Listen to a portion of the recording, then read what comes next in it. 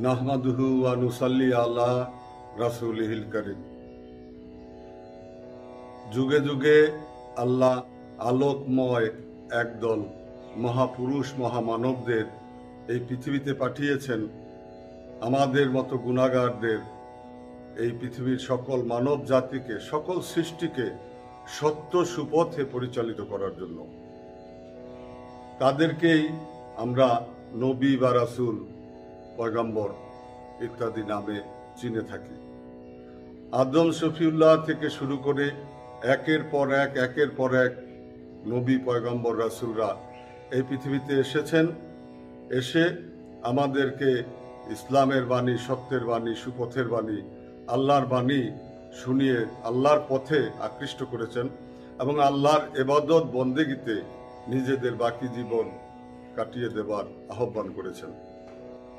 নবী পয়গম্বর রাসূলদের যুগ যখন শেষ হয়ে যায়, তারপরে এই ধারা বন্ধ হয়ে যায়নি, এখনো সেই ধারা অব্যাহত আছে। নবী মুহাম্মদ সাল্লাল্লাহু আলাইহি ওয়াসাল্লাম, তিনার সাহাবায়ে কেরাম, তাবেঈন, তাবেঈন, তাদের দ্বারা সারা বিশ্বে ইসলামের বাণী, সত্যের বাণী প্রচারিত হয়েছে। যখন তাদের যুগ শেষ হয়ে গেল, তারপরে আসলো বেলায়েতের যুগ। আউলিয়ায়ে কেরামদের মাধ্যমে পরবর্তীতে এই ধারা আজও এই বিশ্বময় অব্যাহত আছে। তেমনি একজন মহাপুরুষের সম্বন্ধে আজকে আমি বলতে যাচ্ছি। তিনি হচ্ছেন ইমাম জাফর সাদেক। হাদিস, কোরআন, জাহের বাতেন সর্ব বিষয়ে যিনি ছিলেন পরিপূর্ণ। তিনি মাওলা আলী মুর্তুজা রাদিয়াল্লাহু তাআলা আনহুর বংশধর ছিলেন, তার বংশের পুরুষ ছিলেন। সেই সূত্রে তিনি আহলে বায়াত এবং 12 জন প্রসিদ্ধ ইমামের মধ্যে ইমাম জাফর সাদেক ছিলেন অন্যতম একজন ইমাম। সে সময়কালে আধ্যাত্মিক মারেফত, জাহের বাতেন, শরীয়ত সর্বপ্রকার জ্ঞানে গুণী ছিলেন। তার সমকক্ষ কোনো জ্ঞানী ব্যক্তি তখনকার সময় ছিলেন না। সুবহানাল্লাহ। আমরা আহলে বায়াত সম্বন্ধে অনেকেই জানি না যে আহলে বায়াত কি। আহলে বায়াত হচ্ছেন যে সমস্ত মহাপুরুষগণ আল্লাহর রাসূলের বংশধারায় এই পৃথিবীতে এসেছেন। মোট কথা, আল্লাহর রাসূলের যারা বংশধর তারাই হচ্ছেন আহলে বায়াত এবং তারাই সত্য সঠিক সুপথ আমাদেরকে দেখাতে পেরেছেন, দেখাচ্ছেন এবং কিয়ামত পর্যন্ত আল্লাহর রাসূলের এই বংশধারায় যারা থাকবেন, আহলে বায়াতের যারা বংশে থাকবেন এবং আহলে বায়াতের যারা অনুসারী থাকবেন, তারাই প্রকৃত পক্ষে ইসলামকে সাধারণের কাছে, আমাদের কাছে তুলে ধরতে পেরেছেন বা পারবেন। আমরা জানি ইসলাম ধর্মের মধ্যে অনেক প্রকার মতবাদ আছে, 72-73 ফেকরা। এই ফেকরার মধ্যে কেউ বলে আহলে বায়াত ঠিক নেই, কেউ বলে আহলে বায়াত ঠিক আছে, কেউ বলে তাদের অনুসরণ করা যাবে না, কেউ বলে তাদের অনুসরণ করা যাবে, পীরি মুরিদি নাই, পীরি মুরিদি কোরআনে নাই, ইত্যাদি ইত্যাদি নানা কথা আমরা শুনে থাকি। আমার বক্তব্য হচ্ছে যে আমরা যারা এই পৃথিবীতে এখনো আছি, একদিন এই পৃথিবী থেকে চলে যাব, আমাদের জ্ঞান দিয়ে, গরিমা দিয়ে উপলব্ধি করতে হবে, বুঝতে পারতে হবে যে আসলে আহলে বায়াত তো আল্লাহ রাসূলের বংশের যারা, তারাই প্রকৃত ইসলামকে, প্রকৃত সত্যকে আমাদের কাছে, সাধারণের কাছে উন্মোচিত করতে বা শিক্ষা দিতে সক্ষম। যেমন এজিদিও একটা গ্রুপ আছে, এজিদি মুসলমান আছে। এজিদ যে আহলে বায়াতের হত্যাকাণ্ড করেছিলেন, তার ক্ষমতায় থাকা অবস্থায় এই পৃথিবীর সবচেয়ে নির্মম ঘটনা যে শহীদে কারবালার ঘটনা হয়েছিল, নবী বংশের ইমাম হোসাইন রাদিয়াল্লাহু তাআলা আনহু নিহত হয়েছিলেন সেই কারবালায়। তারাও কিন্তু নামাজ পড়তেন, তারাও কিন্তু আল্লাহ রাসূলকে মানতেন, তারাও কিন্তু ইসলামের দোহাই দিতেন। সুতরাং শুধু নামাজি হলেই এবং ইসলামের দোহাই দিলেই মনে করা যাবে না যে সে প্রকৃত মুসলমান। মুসলমান হচ্ছে আকীদা, ইমানের বিষয়, যে ইমানি ভাবে আল্লাহ রাসূলকে তার অন্তরে জায়গা দিয়েছে, ইমানি ভাবে আল্লাহ রাসূলকে মহব্বত করতে পেরেছে, মহব্বত করেন, সেই হচ্ছেন প্রকৃত মুসলমান। মুসলমান হওয়ার প্রথম শর্তই হচ্ছে আল্লাহ রাসূলকে বিশ্বাস করা এবং তার প্রতি আনুগত্যতা। শুধু আনুগত্যতাই নয়, আমরা অনেক সাহাবায়ে কেরামদের জীবনীতে দেখেছি যে তাদের আনুগত্যতার সীমা পরিসীমা ছিল না। অর্থাৎ আশিকি হাল, মহব্বতের হালে আল্লাহ রাসূলকে ভালোবাসতে হবে, সবার উপরেই তাকে ভালোবাসতে হবে। আল্লাহ রাসূল এই বিষয়ে একটা হাদিসও বলেছেন, যতক্ষণ পর্যন্ত তোমরা পিতা মাতা ভাই বন্ধু স্ত্রী পুত্র বিষয় সম্পত্তি বলকে সারা বিশ্বের মানব জাতির চেয়ে আমাকে বেশি ভালো না বাসবে, ততক্ষণ পর্যন্ত তোমরা ঈমানদারই হবে না। সুবহানাল্লাহ। লা ইউমিনু আহাদুকুম হাত্তা কুনা আহাব্বু ইলাইহি মিন নাফসিহি ওয়া মালিহি ওয়া আলাদিহি ওয়া ওয়ালিদিহি আন-নাসি আজমাইন।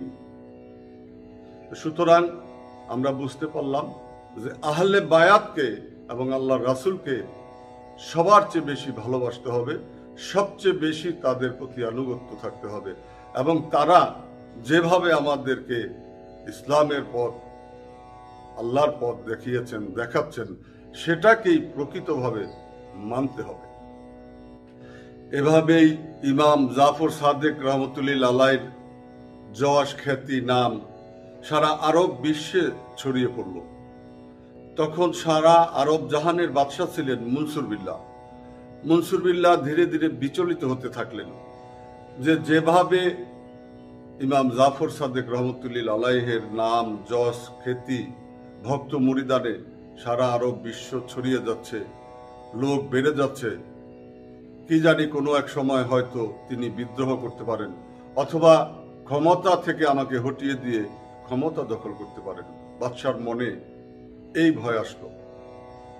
তখন মনসুর বিল্লাহ তার মন্ত্রী এবং সেনাপতিদের নির্দেশ করলেন, তোমরা জাফর সাদেককে বন্দী করে আমার দরবারে নিয়ে আসো। মন্ত্রী এবং সেনাপতি যারা ছিলেন তারা সবাই খুব মর্মাহত হলেন যে হযরত ইমাম জাফর সাদেক রহমতুল্লাহ আলাইহিকে বন্দী করে বাদশাহ দরবারে আনতে বললেন। তিনি তাপসকুল শিরোমণি, সর্বদাই ধ্যান মোরাকাবা জিকির ভক্ত মুরিদান নিয়ে তার সময় কাটে, আল্লাহর ধ্যান আল্লাহর কথা বলে। এই নিরীহ লোকটিকে কেন বাদশাহ ধরে আনতে বললেন, তাকে বন্দী করতে বললেন, তার মানহানি করতে বললেন? হায় আল্লাহ, আমরা কি করে এটা করি? যাই হোক, তাদের চাকরি বাঁচানোর প্রয়োজনে মন্ত্রী বা সেনাবাহিনীর প্রধান সেনাপতি যারা ছিলেন বেরিয়ে পড়লেন হযরত জাফর সাদেককে বন্দী করার জন্য। এরই মধ্যে বাদশাহ নির্দেশ করলেন দরবারীদের, অর্থাৎ যারা দরবারে ছিলেন অন্য সেনাবাহিনী মন্ত্রীবর্গ, তাদেরকে বললেন যে তোমরা লক্ষ্য রাখবে যখন জাফর সাদেক আমার দরবারে প্রবেশ করবে, আমি আমার মাথার টুপি যখন খুলে ফেলব তখন তোমরা তাকে শিরচ্ছেদ অথবা এক কোবে দুভাগ করে ফেলবে। জাফর সাদেককে আর বাড়তে দেওয়া যায় না, তাহলে আমার রাজত্ব বাদশাহী হয়তো থাকবে না। ইমাম জাফর সাদেক রহমতুল্লাহ আলাইহিকে মন্ত্রী সেনাপতিরা ধরে বাদশার দরবারে নিয়ে আসলেন। বাদশাহ মনসুর বিল্লাহ তখন মসনদে উপবিষ্টিত ছিলেন। তিনি তাকে দেখেই মসনদ থেকে নেমে সসম্মানে জাফর সাদেক রহমতুল্লাহ আলাইহিকে দরবারে নিয়ে আসলেন এবং নিয়ে এসে সিংহাসনে, যেখানে বাদশাহ বসতেন সেই সিংহাসনে বসালেন। সুবহানাল্লাহ। বসিয়েই ক্ষান্ত হননি, তার চরণ মোবারকের সামনে বসে বাদশাহ মনসুর বিল্লাহ কদম মোবারকে চুম্বন করতে থাকলেন যে হুজুর, আপনার কি প্রয়োজন, আপনাকে আমি কি খেদমত করতে পারি? দরবারে সবাই আশ্চর্যিত হলো যে কি কথা ছিল, কি হচ্ছে। এবং স্বয়ং বাদশাহ হযরত জাফর সাদেক রহমতুল্লাহ আলাইহির কদম মোবারকে লুটিয়ে পড়েছে। এ কি আশ্চর্য বিষয়, এ কি আল্লাহর কুদরত। তখন হযরত জাফর সাদেক রহমতুল্লাহ আলাইহি বললেন যে দেখেন, আমার কিছুই প্রয়োজন নয়, আমি ফকির মানুষ, আমি ইবাদত বন্দেগীতে থাকি, আল্লাহর ধ্যান খেয়াল স্মরণে থাকার চেষ্টা করি। আমার জন্য এটুকুই দয়া হবে যে আপনি আর কখনো আমাকে এভাবে ডেকে পাঠাবেন না, তাহলেই আমি কৃতজ্ঞ থাকি। কেননা আমার তাতে ইবাদত বন্দেগী ধ্যান খেয়ালে বিঘ্ন ঘটে। বাদশাহ মনসুর বিল্লাহ বললেন যে নিশ্চয়ই হুজুর, এরকম আর কখনো হবে না, আজকের গুস্তাকি আমাকে মাফ করে দিন। এ কথা বলে ইমাম জাফর সাদেক রহমতুল্লাহ আলাই মসনদ থেকে উঠে গেলেন, সিংহাসন থেকে উঠে রওনা করলেন। বাদশাহ মনসুর বিল্লাহ তাকে সসম্মানে দরওয়াজা পর্যন্ত এগিয়ে দিলেন। এগিয়ে দিয়েই সাথে সাথে সে বেহুশ হয়ে পড়ল। ইতিহাস আছে 3 ওয়াক্ত নামাজ পর্যন্ত কাজা হয়ে গেছে। তাজকিরাতুল আউলিয়া থেকে আপনাদের এই কাহিনীটি আমি বলছি। 3 ওয়াক্ত নামাজ অর্থাৎ 6-7 ঘন্টা পর্যন্ত মনসুর বিল্লাহ বেহুশ হয়ে পড়ে থাকলেন। এরই মধ্যে আত্মীয় স্বজন, রাজ দরবারের লোকে লোকারণ্য হয়ে গেল। বাদশাহ জ্ঞানহীন হয়ে পড়েছেন, সে বেহুশ অবস্থায় আছেন, বাঁচে কি মরে ইত্যাদি রোনাজারিতে দরবারে সকলেই ব্যতিব্যস্ত হয়ে গেলেন। 5 ঘন্টা বা 6 ঘন্টা পরে বাদশার যখন জ্ঞান ফিরে আসলো, তখন সবাই তাকে ঘিরে ধরলেন, আত্মীয় পরিজন দরবারীরা, যে হুজুর কি বিষয়, আপনি এমন করে জ্ঞান হারিয়ে ফেললেন? আপনি যেভাবে আমাদের নির্দেশ করেছিলেন আমরা তো সেভাবে প্রস্তুত ছিলাম।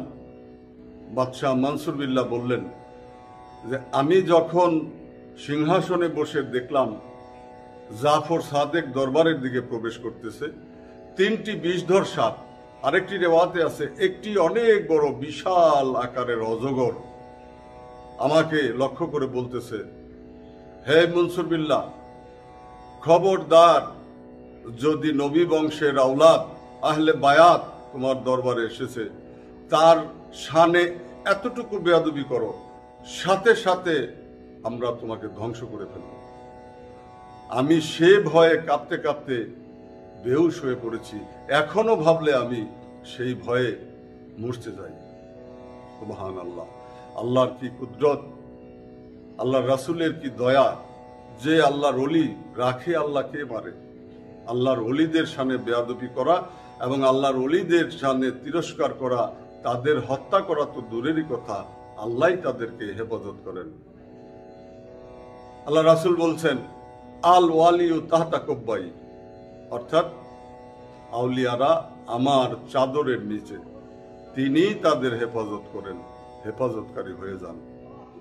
আল্লাহর আলোয় আলোকিত হয়েছেন, নূরময় হয়েছেন আমাদের নূর নবী মুস্তাফা সাল্লাল্লাহু আলাইহি ওয়াসাল্লাম, এবং তার আদর্শে তার আলোয় আলোকিত হয়েছেন আউলিয়ায়ে কেরামগণ। তাদের শান রক্ষা করা, তাদের আদব করা আমাদের সাধারণের সকলের কর্তব্য। তাদের শানে বেয়াদবি করা এবং তাদের ক্ষতি করার চেষ্টা করা কুফরির শামিল। কারণ ওলি আল্লাহরা আল্লাহর সাথে সবসময় মিশে থাকেন। যেমন করে 1 গ্লাস পানির মধ্যে 2 চামচ যদি চিনি দেওয়া যায়, চিনিকে আর খুঁজে পাওয়া যাবে না, পানির রঙে রঙিন হয়ে যাবে। ঠিক আল্লাহর ওলি যারা, তারা আল্লাহর মধ্যে এমন ভাবে ফানা হয়ে থাকেন যে সর্বদা সর্বসময় আল্লাহ তার মাঝে থাকেন, বিরাজমান থাকেন, এবং আল্লাহ তার দিকেই তাকিয়ে থাকেন। সুবহানাল্লাহ।